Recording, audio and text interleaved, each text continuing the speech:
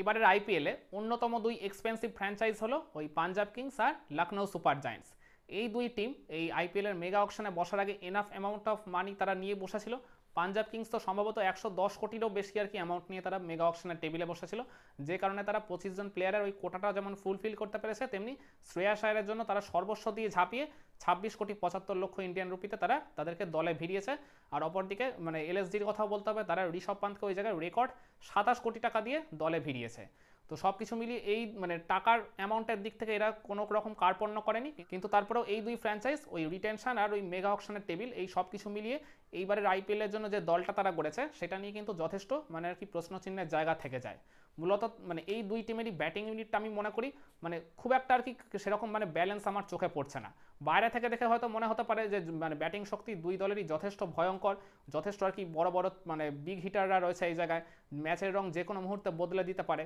কিন্তু তারপরে আমার পয়েন্ট অফ ভিউ থেকে আর কি আমার যেটা মনে হয়েছে মানে দুই দলই হচ্ছে মানে ব্যাটিংটা বা পার্টিকুলারলি বলতে গেলে টপ অর্ডার আর মিডিল অর্ডার পুরোটাই বিদেশিদের উপর নির্ভরশীল।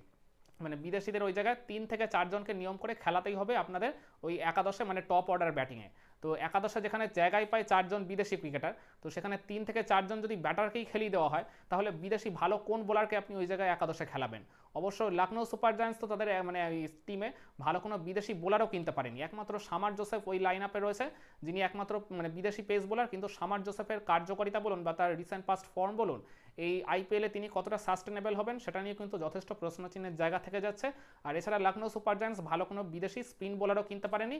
আর অপরদিকে পাঞ্জাব কিংসের কথা বলতে হবে, তারা ওই জায়গায় মানে লকি ফার্গুসন আর জেভিয়ার বার্লেটের মতো দুই ভালো পেস বোলারকে কিনেছে, কিন্তু ওই যে আমি বললাম ব্যাটিং ইউনিটটা এতটাই তারা বিদেশিদের উপর নির্ভর করবে যেখানে আর কি লকি ফার্গুসনকে তারা একাদশেই জায়গা দিতে পারবে কিনা যথেষ্ট প্রশ্ন রয়ে যাচ্ছে। তো সেই কারণেই বলছি এই দুই টিম ইন্ডিয়ান ব্যাটারদের উপর সেভাবে খুব একটা বেশি জোর দেয়নি। মানে ভালো প্রপার ইন্ডিয়ান ব্যাটার তারা ওই জায়গায় মেগা অকশনের টেবিল থেকে কিনতে এক প্রকার মোটা দাগে ব্যর্থ হয়েছে, যার কারণে কিন্তু ভুগতে হতে পারে এই লখনৌ সুপার জায়ান্টস আর পাঞ্জাব কিংসকে। তারা কিন্তু ওই জায়গায় মানে প্রপার ব্যাকআপ ক্রিকেটারও ঠিকভাবে রেডি করে রাখতে পারেনি। তো বিদেশিরা যদি ওই জায়গায় কোনো কারণে ফ্লপ করে যায় কিংবা ওই মানে চোটাঘাতের কবলে পড়েন তাহলে কিন্তু মানে সবচেয়ে আগে ধরা খাবে কিন্তু এই লখনৌ সুপার জায়ান্টস আর পাঞ্জাব কিংস। আর আরেকটা তার থেকেও বড় উল্লেখযোগ্য বিষয়, এই দুই টিমে কিন্তু সেভাবে প্রপার কোনো ওপেনারও তারা কিনতে পারেনি। মানে মানে ব্যাকআপ ওপেনার তো দূরের কথা, মানে আসল ওপেনারও কিন্তু সেই জায়গায় প্রায় নেই বললেই চলে, যে কারণে পাঞ্জাব কিংসকে হয়তো এক প্রকার বাধ্য হয়ে ওপেন করাতে হবে ওই মার্কাস স্টয়নিসকে। যে মার্কাস স্টয়নিস জীবনে কখনো অস্ট্রেলিয়া টিমের হয়ে ওপেন করেনি। হ্যাঁ ডেফিনেটলি তিনি বিগ ব্যাশে ওপেন করেছেন অনেকদিন ধরে, সফলও হয়েছেন, কিন্তু একটা কথা মনে রাখবেন ওই বিগ ব্যাশ আর আইপিএলের মানে বলিং স্ট্যান্ডার্ড কিন্তু মোটেই একরকম নয়। আইপিএলে অনেক আর কি উচ্চমানের বলিং এখানে ফেস করতে হবে। আর তার থেকেও বড় কথা মানে এই জায়গায় আর কি ওপেনার হিসেবে মার্কাস স্টয়নিস কতটা মানিয়ে নিতে পারবেন এই সদ্য আন্তর্জাতিক ক্রিকেট থেকে অবসর নেওয়া, তো ওইটা নিয়ে আর কি যথেষ্ট কিন্তু প্রশ্নচিহ্নের জায়গা থেকে যাচ্ছে। তো আর এছাড়া ওই লখনৌ সুপার জায়ান্টসও কিন্তু এক প্রকার তারা বাধ্য হয়ে ওপেন করাবে মিচেল মার্শকে, যে মিচেল মার্শ কিন্তু টি-20 ক্রিকেটার সেভাবে খুব একটা রেগুলার ওপেন করেন না, তিনি ওই জায়গায় নাম্বার 3 অথবা 4 ব্যাটার হিসেবে খেলে থাকেন। কিন্তু ওই যে আমি বললাম তারা প্রপার কোনো ওপেনারও দলে ভেড়াতে পারেনি, সেই কারণে ওই মিচেল মার্শ আর ওই জায়গায় ওই মার্কাস স্টয়নিস এই দুই ক্রিকেটারকে ওই দুই ফ্র্যাঞ্চাইজির বাধ্য হয়ে ওপেন করাতে হবে। আর ওই যে আমি বলছিলাম যে বিদেশি ব্যাটারদের উপর বেশিরভাগ নির্ভর করতে হবে এই দুই টিমকে, ওই লখনৌ সুপার জায়ান্টস এই জায়গায় নির্ভর করবে ওই এইডেন মার্করাম, ওই Mitchell Marsh, Nicholas Pooran, Matthew ব্রিজকে, ডেভিড মিলার এদের মতো তারকা ব্যাটারদের উপর, মানে বলতে পারেন এদের টপ বা মিডিল অর্ডার পুরোটাই আর কি বিদেশিদের উপর ডিপেন্ডেন্ট। ইন্ডিয়ান ব্যাটারদের মধ্যে প্রপার বলতে গেলে ওই জায়গায় শুধুমাত্র ঋষভ পান্তই রয়েছেন, আর বাকি যারা রয়েছেন তারা একেবারেই পরীক্ষিত নন, পুরোটাই আর কি বলতে গেলে আনকোড়া গ্রুপের উপর দিয়েই চালাতে হবে ওই লখনৌ সুপার জায়ান্টসকে। যে কারণে ওই যেসব আনকোড়া ক্রিকেটার রয়েছেন তারা প্রায় গোটা সিজনটাই বলতে গেলে ওই ডাগ আউটে বসেই কাটিয়ে দেবেন, তারা পর্যাপ্ত সুযোগও পাবেন না। তো যে কারণে মানে ওই ক্রিকেটারদের ক্যারিয়ারে তো কোনো গ্রোথ হবেই না, আর দিন শেষে ক্ষতিটা হবে আলটিমেটলি ওই লখনৌ সুপার জায়ান্টস ফ্র্যাঞ্চাইজ টিমেরই।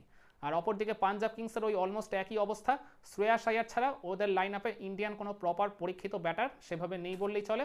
যদি ওই নেহাল ওয়াধেরা রয়েছে, কিন্তু নেহাল ওয়াধেরাও কতটা একাদশের সুযোগ পাবেন ওই টিম কম্বিনেশনের কারণে সেটা নিয়েও কিন্তু যথেষ্ট প্রশ্নচিহ্ন থেকেই যায়। একমাত্র ওই প্রভু সিমরান সিং রয়েছেন আর ওই শশাঙ্ক সিং যাদের উপর একটু ভরসা করা যায়। তো শশাঙ্ক সিং ডেফিনেটলি ওই আগের বারের আইপিএল থেকে তিনি রাতারাতি হিরো বনে গেছেন।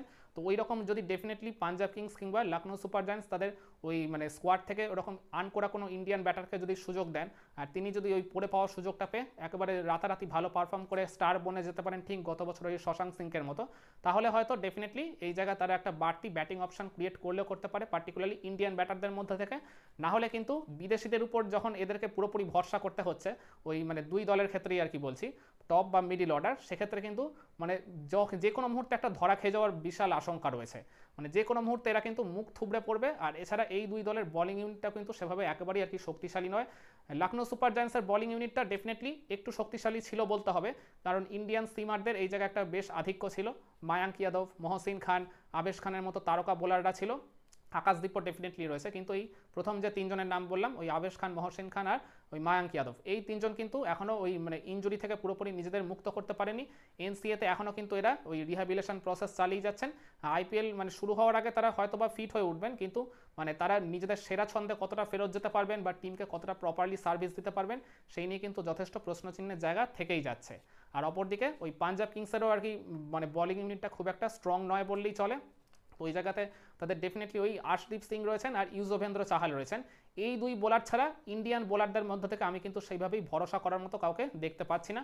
হারপ্রীত ব্রার রয়েছেন ঠিকই, কিন্তু তাকেও তো ওই জায়গায় প্রত্যেক ম্যাচের একাদশে সুযোগ দেবে বলে মনে হয় না ওই পাঞ্জাব কিংস টিম কম্বিনেশনের কারণে। সেই কারণেই আমি বলছি ওই পাঞ্জাব কিংস আর লখনৌ সুপার জায়ান্টস এই দুই দলটা ওপর থেকে দেখে হয়তো মনে হচ্ছে যে টিমটা বেশ শক্তিশালী, বেশ চ্যালেঞ্জ ছুড়ে দেওয়ার মতো ক্রিকেটার রয়েছে, কিন্তু ভেতরে এদের একেবারে ডেপথ প্রায় নেই বললেই চলে, সেটা ব্যাটিং ডিপার্টমেন্ট হোক কিংবা বোলিং ডিপার্টমেন্ট হোক। সেই কারণেই আমি যখন ওই ফেভারিট র্যাঙ্কিংয়ের লিস্টটা করেছিলাম এই 10 আইপিএল টিমের, সেখানে কিন্তু নাম্বার 9 আর 10এই রেখেছিলাম এই পাঞ্জাব কিংস আর লখনৌ সুপার জায়ান্টসকে। যতই তারা দামি ক্রিকেটার ওই জায়গায় পারচেস করুক, যতই তারা কোটি কোটি টাকা খরচ করুক না কেন ওই মেগা অকশনের টেবিলে, কিন্তু তারপরেও এই দুই দলের আর কি যে ব্যাটিং বা বোলিং ইউনিট রয়েছে, মানে তাতে আমি একদমই সেভাবে কোনো ভারসাম্য দেখতে পাচ্ছি না। যথেষ্ট আর কি মানে খামতির জায়গা বা ইমব্যালেন্সের জায়গা কিন্তু থেকেই যাচ্ছে। আর যার কারণে এই আইপিএলের মতো এরকম একটা এত লম্বা টুর্নামেন্টে কিন্তু মানে যে কোনো সময় বা যে কোনো মুহূর্তে বা যে কোনো পরিস্থিতিতে এই দুই দলকে ওই পারফেক্ট টিম কম্বিনেশনের কারণে ভুগতে হলেও হতে পারে। একমত হবেন আমার সাথে? আপনারাও কি মনে করেন এই এলএসজি আর পিবিকেএস এই দুই টিম আর কি ওই পারফেক্ট টিম কম্বিনেশনের কারণে বা দলে যথেষ্ট আর কি অসঙ্গতি বা ইমব্যালেন্স থাকার কারণে মানে যে কোনো সময় তারা ওই জায়গায় আর কি চাপে পড়ে যেতে পারে টুর্নামেন্ট চলাকালীন? কমেন্ট করে আপনার মতামতটা জানাতে পারেন।